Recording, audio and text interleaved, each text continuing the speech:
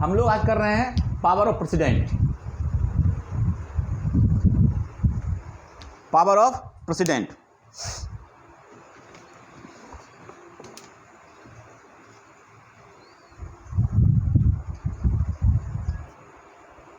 अलग अलग जगह से आर्टिकल है, उठा उठा के लाते हैं यहाँ पे, देखिएगा आप लोग।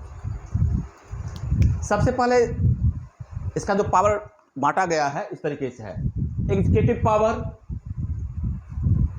उसके बाद इसका लेजिस्लेटिव पावर है, इमरजेंसी पावर है, जुडिशियल पावर है, कुछ और मिसलेनियस पावर भी हैं, फाइनेंशियल पावर है।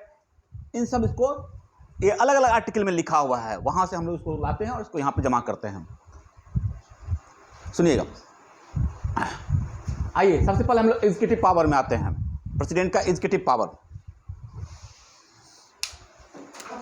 आर्टिकल 53 में लिखा हुआ है, देखिएगा आप लोग, the executive power of the union shall be vested in the president, लिखा हुआ है आर्टिकल 53 में। हाँ, तो यानी कि यहाँ एग्जीक्यूटिव पावर में क्या कहा जा रहा है कि जो जितने भी एग्जीक्यूटिव पावर हैं, जो भी एग्जीक्यूटिव पावर है वह प्रेसिडेंट में वेस्ट होगा, प्रेसिडेंट में अंतर्निहित होगा, इन प्रेसिडेंट साहब के पास रहेगा जो भी एग्जीक्यूटिव पावर है। He executes power extends to all the, अच्छा इसमें और आगे लिखा हुआ है, और उसमें क्या पढ़े थे हम लोग, उसमें ये पढ़े थे हम लोग कि वह इन शक्तियों का इस्तेमाल या तो स्वयं करेंगे या अपने सबऑर्डिनेट के थ्रू करेंगे। यह है लिखा हुआ आर्टिकल 53 में, कोई दिक्कत नहीं वहाँ पे। तो 53 हम लोग किए थे, बहुत अच्छे से किए थे हम लोग आर्टिकल 53 कि जितनी भी एग्जीक्यूटिव पावर है, जो भी एग्जीक्यूटिव पावर है वह जो है वो प्रेसिडेंट साहब के पास रहेगा, प्रेसिडेंट साहब में अंतर्निहित रहेगा, और प्रेसिडेंट साहब इन शक्तियों का इस्तेमाल या तो खुद करेंगे या अपने सबऑर्डिनेट से करवाएंगे, सबऑर्डिनेट के थ्रू करेंगे, यही लिखा हुआ है। तो अब इसके लिए क्या है कि वह अपने सबऑर्डिनेट की क्या करते हैं, नियुक्ति करते हैं। भाई किसके थ्रू करेंगे, तो आप लोग सभी लोग जानते हैं कि मंत्रिमंडल होता है, जानते हैं ना आप लोग, वो तो ये सारा प्रोसेस जानते हैं कि नहीं आप लोग। हाँ, धीरे जान भी जाइएगा, अभी देख भी रहे हैं आप लोग। अब तो इतनी पॉलिटिकल, इतना क्या कहते हैं, टीवी पे सब कुछ इतना कुछ आता है कि आप लोग सब कुछ सीख गए होंगे सब चीज़, ठीक है ना। अब सुनिएगा, एक एक पॉइंट बता रहे हैं, इसको आप लोग राइट डाउन भी कर सकते हैं और इसको आप लोग टिक भी कर सकते हैं जहाँ जहाँ से ला रहे हैं हम। सबसे पहले क्या क्या करते हैं, तो कहता है कि he appoints the prime minister and other ministers. आप लोग प्रधानमंत्री का जो शपथ समारोह है देखते हैं, उसमें शपथ समारोह जो होता है प्रधानमंत्री का, देखें। हाँ, he appoints the prime minister and other ministers. जब शपथ चुनते हम लोग हैं, ये ध्यान रखिएगा कि जब एमपी का इलेक्शन होता है तो उसमें हम लोग डायरेक्ट वोट करते हैं, और हम लोग जब वोट कर देते हैं तो जो पार्टी मेजोरिटी में रहती है वह अपने दल के किसी नेता को चुनती है एज ए पीएम। ये सब प्रोसीजर आप लोग सब लोग जानते होंगे। जिस पार्टी को मेजोरिटी होता है उसकी सरकार बनती है, और वो मेजोरिटी जो पार्टी है वह क्या करती है, अपने पार्टी में से किसी नेता को चुनती है, और उसको जो है एज ए पीएम राष्ट्रपति महोदय क्या करते हैं, शपथ दिलवाते हैं, और पीएम के रिकमेंडेशन से और मंत्रियों का क्या होता है, चयन होता है। पीएम साहब लिस्ट भेज देते हैं कि ये रहेंगे हमारे गृह मंत्री, ये रहेंगे हमारे रेल मंत्री, ये रहेंगे हमारे विदेश मंत्री, ये रहेंगे हमारे वित्त मंत्री, ऐसा ही होता है। तो यही बात यहाँ लिखा हुआ है कि he appoints the prime minister and other ministers.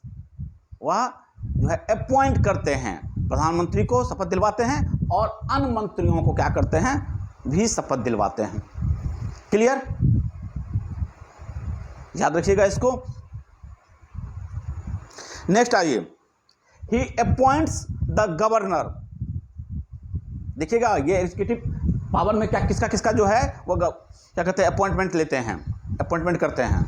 तो सबसे पहले तो प्रधानमंत्री का अपॉइंटमेंट करते हैं, इसके बाद हर एक स्टेट में गवर्नर होता है, जो हम लोग राज्यपाल बोलते हैं हिंदी में, तो यह राज्यपाल की नियुक्ति करते हैं। ही appoints the governor, the chief justice of India, ये सब लिस्ट लिख लीजिए आप लोग। Chief justice of India, the जजेज of the supreme court and the high court,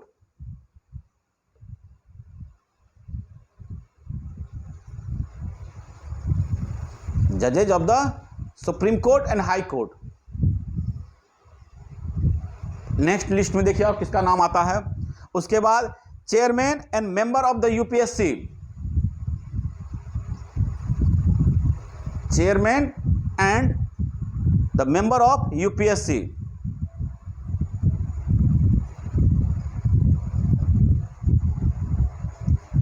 उसके बाद एक इंटर-स्टेट पब्लिक सर्विस कमीशन है, इंटर-स्टेट पब्लिक सर्विस कमीशन, इसके मेंबर को भी। Next chief commissioner of UT, union territory में कौन होते हैं? चीफ कमिश्नर होते हैं ना, कहीं पे उधर उपराज्यपाल बोलते हैं, जैसे दिल्ली वगैरह सब हो गया।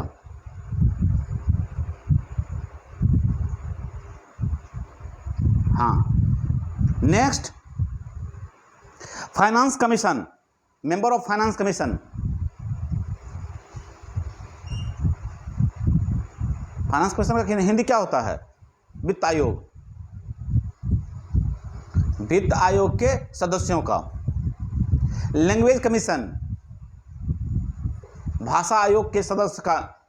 एवं इलेक्शन कमीशन, इलेक्शन कमीशन तो आप लोग जानते ही होंगे।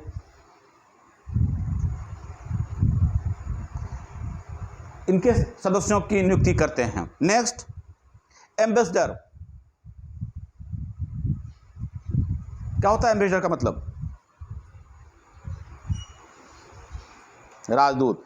और diplomatic representatives, diplomatic representatives and council of Indian foreign service, council of Indian foreign service, इनके सदस्यों की नियुक्ति करते हैं।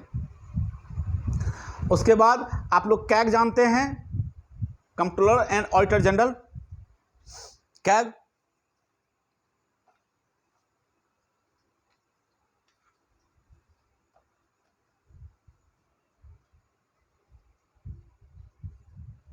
कैग जानते हैं?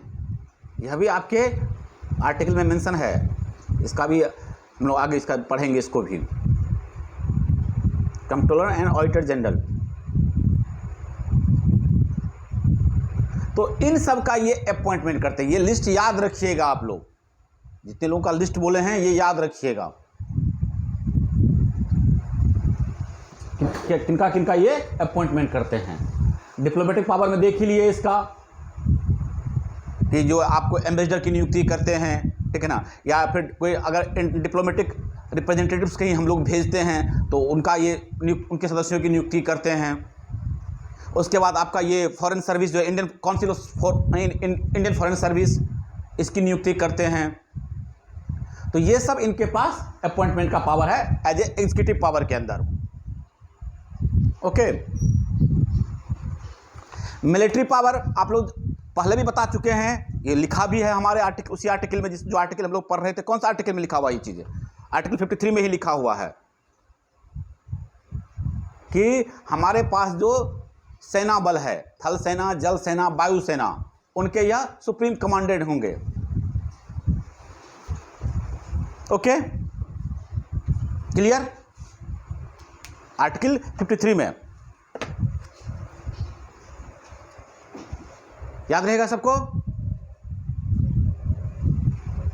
तो हम लोग खाली कहाँ कहाँ क्या क्या लिखते हैं वो ध्यान रखिएगा। एग्जीक्यूटिव पावर के अंदर जब इसको हम लोग एलोबरेट करते हैं, प्रेसिडेंट ऑफ इंडिया का जो एग्जीक्यूटिव पावर है उसको जब एलोबरेट करते हैं तो वहाँ पे यही लिखते हैं कि इनको किनका किनका इनको जो है अपॉइंटमेंट ये करते हैं, क्योंकि एग्जीक्यूशन तो सबऑर्डिनेट ही करेंगे, क्योंकि हम लोग 53 में पढ़े हुए हैं कि अपनी शक्तियों का इस्तेमाल जो है वो अपने सबऑर्डिनेट के थ्रू करते हैं। तो ये सब इनके सबऑर्डिनेट हैं, जिनके थ्रू यह क्या करते हैं, एग्जीक्यूट करते हैं। क्लियर? कोई भी काम को एग्जीक्यूट करवाते हैं। क्लियर हो गया? हाँ, नेक्स्ट आ जाइए हमारा लेजिस्लेटिव पावर। लेजिस्लेटिव पावर अब देखिएगा ये बहुत इंपॉर्टेंट चीज़ है और आप लोग इसको ध्यान से इसको जो है आप लोग लिख भी लीजिएगा इसको, ठीक है ना। आर्टिकल आपका 85 में दे रखा है, कहाँ कहाँ लिखा हुआ बता देते हैं आपको। अभी एक 85 हम लोग देख रहे हैं, 85 में मेंशन किया हुआ है, आर्टिकल 85 में अभी सत्र चल रहा है ना, आप लोग देख रहे हैं कि स्पेशल सत्र है वुमेन रिजर्वेशन बिल पर, महिला आरक्षण बिल पर क्या हुआ है फैसला। अभी संसद में महिला मिलेगा कि मिल गया है, ये बिल पास हो गया।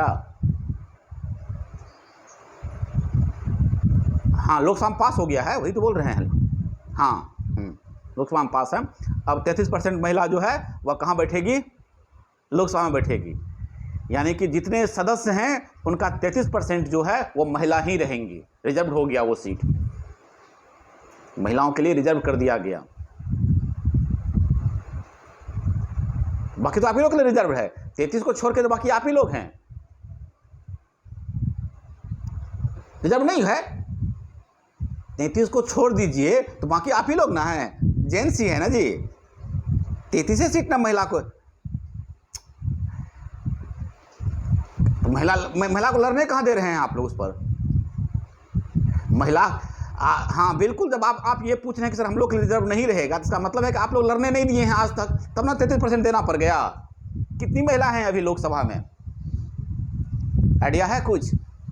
इतने दिन के सरकार में इतने हमारा हाँ 1947 से जोड़ कर देखिए कि कितनी महिलाएं हैं, मतलब लोकसभा में कितनी महिलाएं जीत कर आई हैं।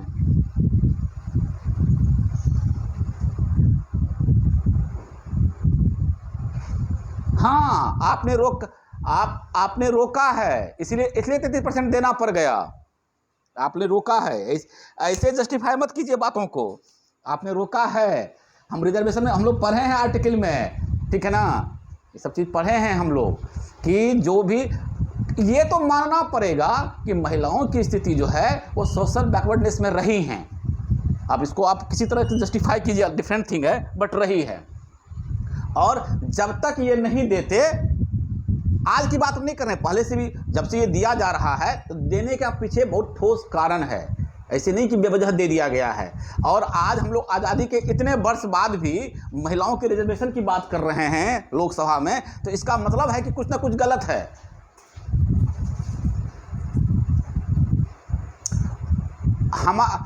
हमारा पॉलिटिकल होना ना होना डिफरेंट, वो समस्या नहीं है। हम पॉलिटिकल इशू पे बात नहीं कर रहे हैं, हम बात ये कर रहे हैं कि जरा सोचिएगा कि आज के परिप्रेक्ष्य में इतने सालों के बाद, ठीक है ना, हम लोग 2023 में जी रहे हैं और आज भी हम लोग 33% महिलाओं के आरक्षण की बात ही कर रहे हैं लोकसभा में, संसद में। बाकी जगह क्या है वो हम डिफरेंट थिंग है, हम जो बिल है उसके बारे में बात कर रहे हैं कि देने की बात कर रहे हैं। इसका मतलब है कि सही रिप्रेजेंटेशन नहीं है, और जिस भी कारण से नहीं है वो अलग मुद्दा है, ठीक है ना, कि हम अपने घर के महिलाओं को बाहर नहीं निकलने दिए, ठीक है ना, उसको सही एजुकेटेड नहीं किए, ये तो आपको मानना पड़ेगा कि हम बाहर नहीं निकलने दिए उसको। आप माने या ना माने इस चीज़ को, क्या महिलाएं सहमत है इस बात से कि नहीं?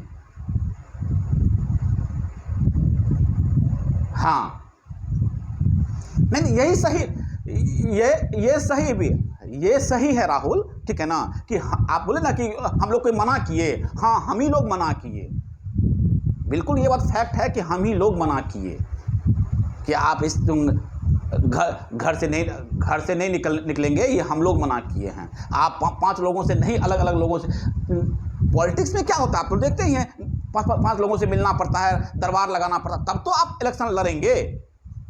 अच्छा अभी भी जब देखिए अगल बगल आप लोग देखिएगा, हमारे यहाँ मेयर जो है वो सीट रिजर्व्ड है, डिप्टी मेयर का सीट रिजर्व्ड है। तो अभी भी आप देखिएगा कि जो महिलाएं जीती हैं वो अपने दम पर तो नहीं जीती हैं, अपने हस्बैंड के बैकबोन से जीती है ना, हाँ या ना। सारे काम उसके हस्बैंड कर रहे हैं, ध्यान समझिएगा इस चीज़ को कि सारे काम उसके तो जो है हस्बैंड है वो कर रहे हैं, और महिलाएं जो है वो, अब सीट रिजर्व्ड है इसीलिए उसको मजबूरी बस अपनी पत्नी को लड़ाना पड़ा, मजबूरी बस। ठीक है ना, ताकि सत्ता मेरे हाथ में रहे। सीट रिजर्व कर दिया गया इसीलिए। तो कम से कम इस बहाने तो महिला आगे आई, नहीं तो क्या वो अपनी पत्नी को जो है वो लड़ने देती? अब जो हस्बैंड है वो लड़ने देता? कभी नहीं लड़ने देता। तो कैसे बोलते हैं कि हम लोग मना नहीं किए? हम लोग ही मना किए। और अगर वो सेल्फ एजु हाँ बिल्कुल बिल्कुल।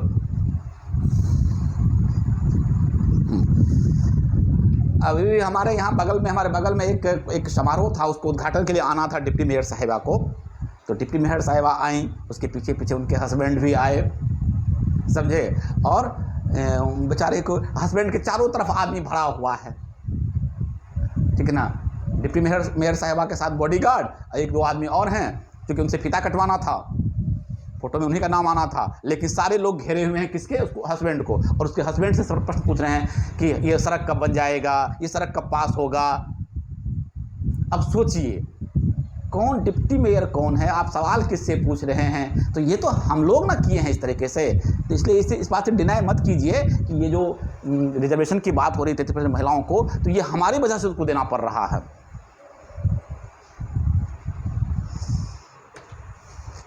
हाँ हाँ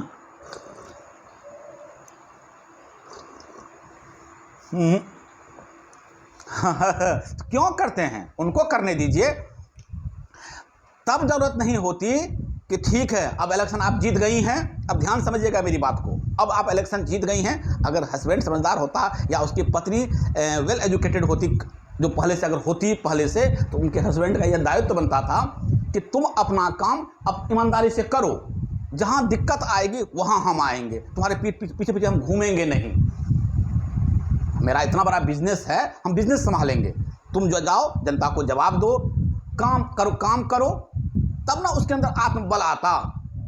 वो तो 20 साल ऐसे ही निकाल लेंगी, उसका हस्बैंड ही काम करते रहते, उसको पता भी नहीं चलेगा कि इस मेयर का पद पे काम क्या होता है, डिप्टी मेयर के पद पे काम क्या होता है, सड़क कैसे बनता है। वो तो बस उसको साइन करना है उसको।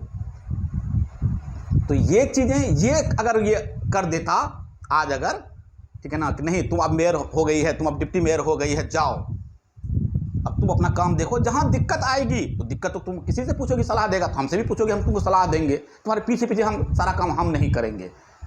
तो 2 साल के बाद 3 साल के बाद उसको जो है ना तजुर्बा हो जाता, तो वो खुद वह काम करती। हाँ या ना? आप जानबूझकर उसको अपनी छत्र छाया के अंदर रख रहे हैं, उसको कमांड कर रहे हैं आप, समझे राहुल? इसीलिए ये जरूरी था, और ये है भी जरूरी, ऐसा नहीं है। ठीक है, चलिए 85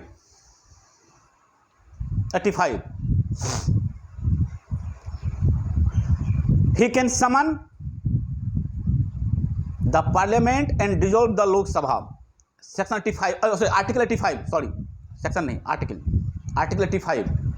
हम लेजिस्लेटिव पावर में क्या देखते हैं कि उनको जब संसद का सत्र बुलाना होता है तो वह क्या करते हैं? समन करते हैं लोकसभा, और डिजॉल्व कर सकते हैं। आप लोग तो जानते हैं राज्यसभा के भी डिजॉल्व नहीं होता है, ठीक है ना। जब हम लोग पढ़ेंगे पार्लियामेंट तो वहां पढ़ेंगे इस चीज को, ठीक है ना। वो क्या कर सकते हैं? लोकसभा को भंग करते हैं, लेजिस्लेटिव पावर के अंदर सत्र बुलाते हैं और लोकसभा को भंग करते हैं। अब देखिए आगे आर्टिकल 86 में लिखा हुआ है कि वह पार्लियामेंट को एड्रेस करेंगे। He can address the parliament at the commencement of the first session after each general election and the first session of each year. Article 86 मिल रहा है सबको? 86 में लिखा हुआ है कि हर एक 5 साल पर जनरल इलेक्शन होता है, तो इलेक्शन होने के बाद जो पहला बैठक बुलाई जाती है उसको वह एड्रेस करते हैं। प्रत्येक जनरल इलेक्शन के बाद जो पहला सत्र होता है, पहली बैठक होती है, उसको यह क्या करते हैं? एड्रेस करते हैं, संबोधित करते हैं। और प्रत्येक वर्ष का जो पहला सेशन होता है, उसका जो पहला दिन होता है, ठीक है ना, वह क्या करते हैं? उसको एड्रेस करते हैं। क्लियर? आर्टिकल 86 में। इसके बाद इसके बाद एक और चीज है, जब कभी ज्वाइंट सेशन बुलाना होता है, आप लोग जानते हैं कि ज्वाइंट सेशन, संयुक्त अधिवेशन कब बुलाया जाता है? ये सब आगे पढ़ेंगे हम लोग, खाली बस यहाँ समझ लीजिए इस चीज़ को। जब हम लोग पार्लियामेंट पढ़ेंगे तो वहाँ पढ़ेंगे इन सब चीज़ों को, फिर दोबारा भी पढ़ेंगे वहाँ पे। तो ज्वाइंट सेशन होता है कि जब किसी बात के लिए लोकसभा और राज्यसभा में कोई डिस्प्यूट हो, ठीक है ना, एक मत ना हो पाए जब दोनों, तो क्या करते पार्लियामेंट प्रेसिडेंट साहब क्या करते हैं, ज्वाइंट सेशन बुला लेते हैं, संयुक्त अधिवेशन, और जिसकी अध्यक्षता लोकसभा स्पीकर करते हैं। यह भी बात याद रखिएगा आपको, जब कभी ज्वाइंट सेशन, संयुक्त अधिवेशन बुलाया जाता है तो उनकी जो अध्यक्षता होगी वो लोकसभा स्पीकर करेंगे। तो एक यह भी काम है इनका, क्या कि वह ज्वाइंट सेशन कॉल करते हैं। क्लियर?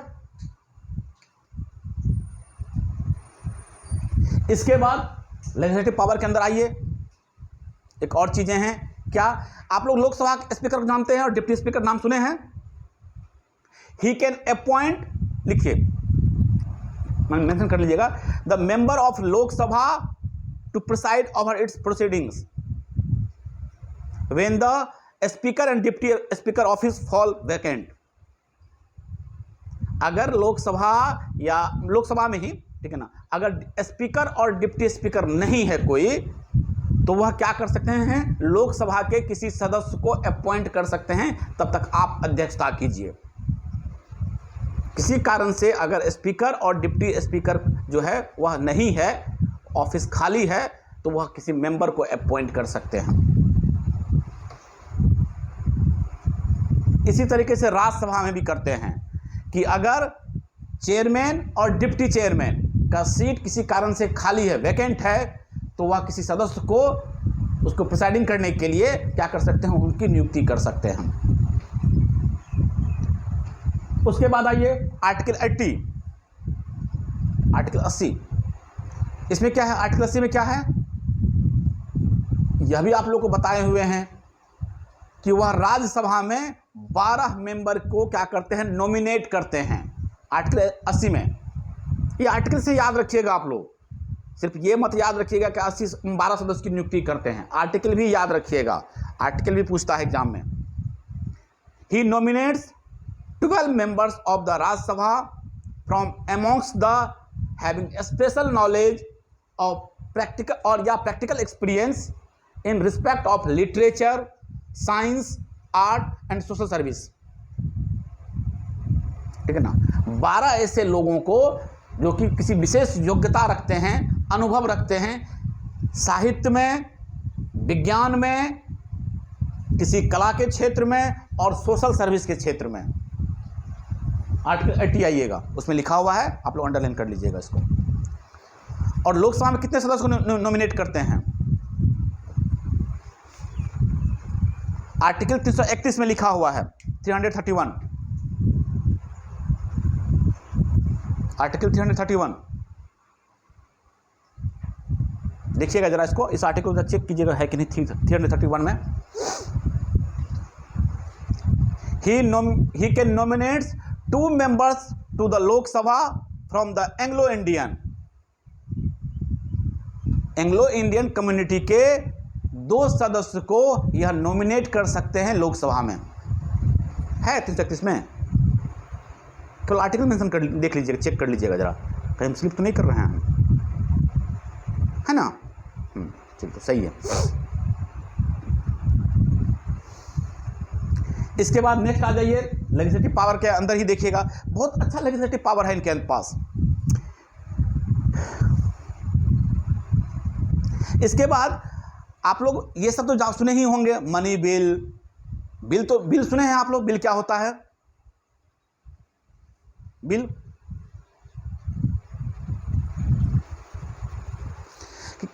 खर्च से जुड़ा हुआ एक्सपेंडिचर बिल, जिसमें कि पैसे का लेन देन से मामला जुड़ा हुआ हो, जैसे कि आपका मनी बिल। तो मनी बिल, ठीक है ना, जब भी लोकसभा में पेश किया जाएगा तो राष्ट्रपति के प्रायर कंसेंट से ही किया जाएगा। ओके, एक्सपेंडिचर से जुड़ा हुआ जो भी बिल होगा वह राष्ट्रपति के कंसेंट से, प्रायर कंसेंट से ही लोकसभा में पेश होगा। क्लियर? देख लीजिए, आर्टिकल देखते रहिए, ठीक है ना। फॉर इंट्रोड्यूसिंग बिल्स, लिख लीजिए, in the parliament regarding A bill involving expenditure from consolidated fund. Consolidated fund जानते हैं किसको बोलते हैं? क्या होता है कंसोलिडेटेड फंड? बताइए इसका हिंदी क्या होता है? कंसोलिडेटेड फंड का हिंदी?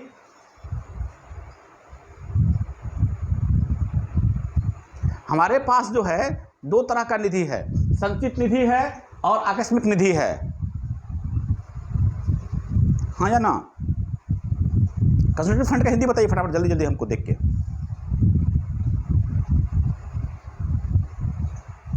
कोई हिंदी बताइए हमको जरा कंसोलिडेटेड फंड का एग्जैक्ट हिंदी हमको नहीं आइडिया है, ठीक है ना? Consolidated fund, CONSOLIDATED, consolidated fund. आप लोग तो हिंदी के अच्छे जानकार हैं। तो कंसोलिडेटेड फंड से जो भी खर्चे का जो भी बिल आता है वह प्रेसिडेंट के ठीक जो भी है वह क्या होगा, राष्ट्रपति के एसेंट से ही लोकसभा में पेश होगा, या जिस भी सभा में आना होता है उस सभा में पेश होगा।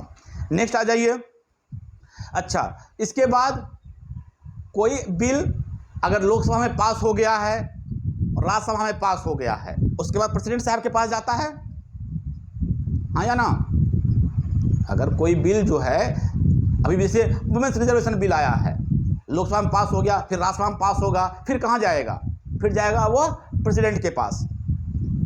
क्लियर? उसके बाद ही वो एक्ट बनता है, या उसके बाद ही लोग कोई रेगुलेशन रूल जो भी है वो बनता है। तो अगर वह प्रेसिडेंट साहब के पास गया है तो अब प्रेसिडेंट साहब का क्या क्या अधिकार है उस चीज़ को लेकर, तो क्या होगा? सबसे पहले तो वह उस बिल पर अपनी सहमति दे सकते हैं।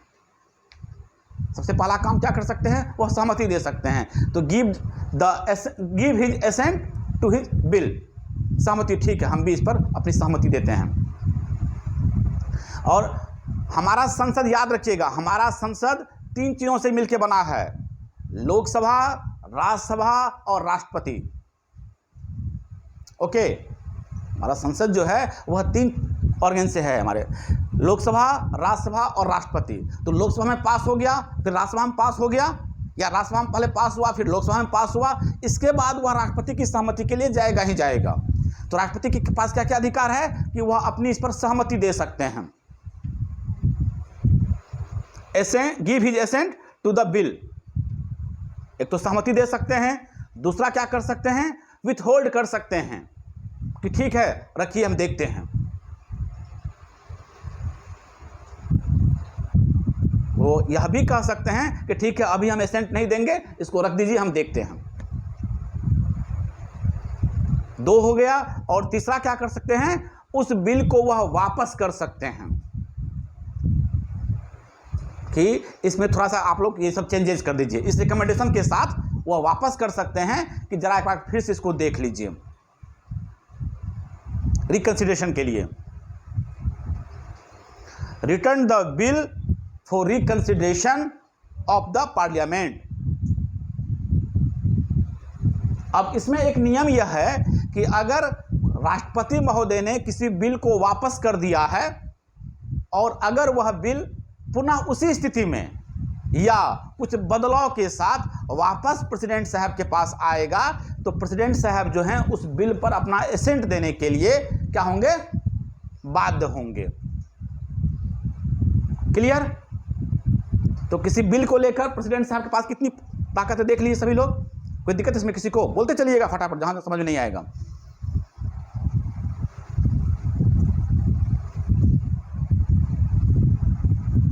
बिल के साथ प्रेसिडेंट साहब क्या क्या कर सकते हैं पता ही है, या तो सहमति दे देंगे या क्या करेंगे? विथ होल्ड कर देंगे, रख देंगे कि नहीं अभी ठीक है बाद में देखेंगे हम, और हो सकता है कभी ना देखें, ठीक है ना? अपना वो क्या करेंगे? वीटो लगा दिए कि नहीं सही, हम जो है सहमति नहीं देंगे, इस पे रख दो। और तीसरा क्या कर सकते हैं? वापस कर सकते हैं फिर संसद को, इसमें कुछ बदलाव करके लाइए आप लोग। तो जब अगर वह रिटर्न कर देते हैं तो उसमें यही एक शर्त है कि जब वापस कर दिया जाता है पार्लियामेंट को और पार्लियामेंट उस कुछ अमेंडमेंट करके या ऐसे एज इट इज वापस फिर राष्ट्रपति के पास भेजता है तो राष्ट्रपति उस पर साइन करने के लिए बाध्य होते हैं। क्लियर? इस समझ में आ गया सबको? बोलते चलिएगा। हाँ, नेक्स्ट आ जाइए। गवर्नर, यही पावर जो है गवर्नर के का राज्य के अंदर होता है। तो अब देखिए राष्ट्रपति का कहां से लिंक है इसमें, वो भी देख लीजिए आप लोग। When A bill passed by the state legislature is reserved by the governor for consideration of the president. अगर कोई ऐसा बिल जो कि राज्य के राज्यपाल स्टेट लेजिस्लेचर से पास हो गया, राज्य के विधानसभा से पास हो गया है और वह गवर्नर के पास आया है, ठीक है ना, और गवर्नर के द्वारा राष्ट्रपति, कुछ कुछ ऐसे बिल होते हैं वो आगे हम लोग देखेंगे, और वो राष्ट्रपति के कंसिडरेशन के लिए क्या होता है, गवर्नर उसको रिजर्व कर लेता है और उसको राष्ट्रपति के पास भेजा जाता है कंसिडरेशन के लिए। तो वहाँ भी राष्ट्रपति की कुछ कुछ शक्तियाँ हैं। क्या है कि राष्ट्रपति सहमति दे सकते हैं, उसके बाद विथहोल्ड कर सकते हैं या फिर डायरेक्शंस दे सकते हैं। Direct the governor to return the bill for reconsideration of the state legislature. तो यहां से भी बिल यहां से भी जाता है। अगर कोई राज्य का स्टेट लेजिस्लेचर जो है कोई बिल पास किया, गवर्नर के पास भेजा और गवर्नर उसको, कुछ इस तरह का बिल है कि उसको क्या करेंगे, राष्ट्रपति के कंसिडरेशन के लिए राष्ट्रपति के पास भेजेंगे, तो राष्ट्रपति के पास भी वहाँ फिर वही शक्तियाँ हैं कि उस पर अपनी सहमति दे सकते हैं कि ठीक है, रख सकते हैं, विथहोल्ड कर सकते हैं, और तीसरा क्या करेंगे, वापस गवर्नर को दे देंगे इस डायरेक्शन के साथ कि वापस कर दो बिल को। ओके, उस पर राष्ट्रपति अपनी सहमति देने के लिए बाध्य नहीं होते हैं। जरूरी नहीं कि राष्ट्रपति को उनको सहमति दें ही। ओके, इसके बाद एक बड़ा इसके पास एक पावर है जिसको हम लोग ऑर्डिनेंस मेकिंग पावर बोलते हैं। ये याद रखिएगा, इसका कौन सा आर्टिकल होता है ऑर्डिनेंस मेकिंग पावर का? आर्टिकल 123। आर्टिकल 123 बहुत इंपॉर्टेंट ये चीजें हैं, इसको याद रखिएगा। आर्टिकल 123 अध्यादेश जारी करने की शक्तियां।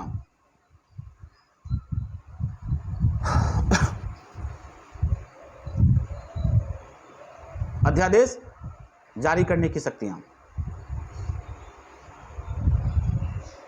आर्टिकल 1, 2, 3 123।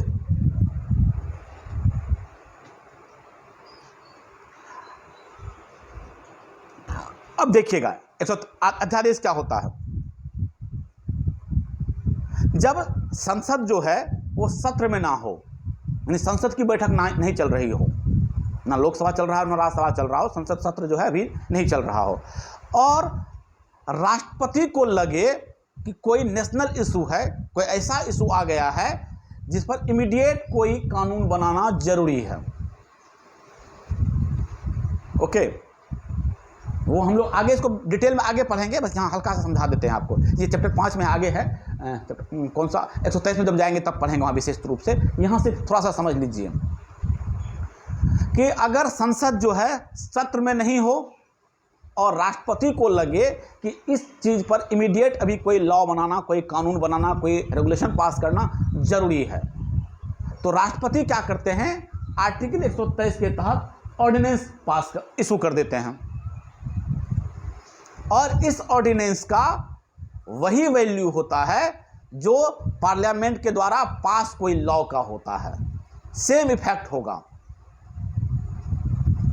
क्लियर? ठीक है, बोलिएगा। क्लियर?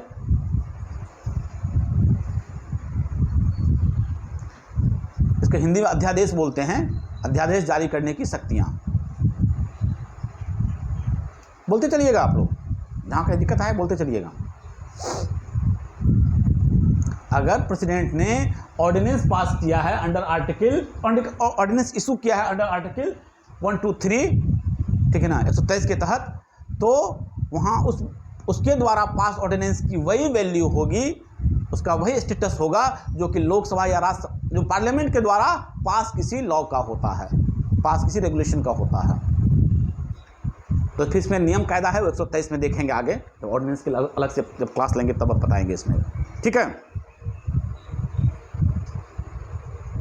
उसके बाद यह कंट्रोलर एंड ऑडिटर जनरल, उनका जो रिपोर्ट आता है, ठीक है ना, या यूपीएससी का जो रिपोर्ट है या फाइनेंस कमीशन का जो रिपोर्ट है, या क्या करते हैं, पार्लियामेंट के सामने रखते हैं।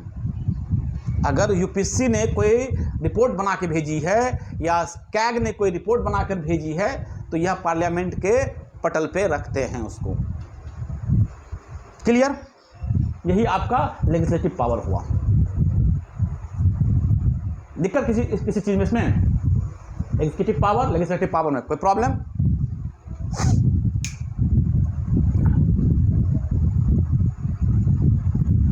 बोलते चलिएगा। बाकी इसके आगे जो पावर है हम लोग बाकी कल करेंगे।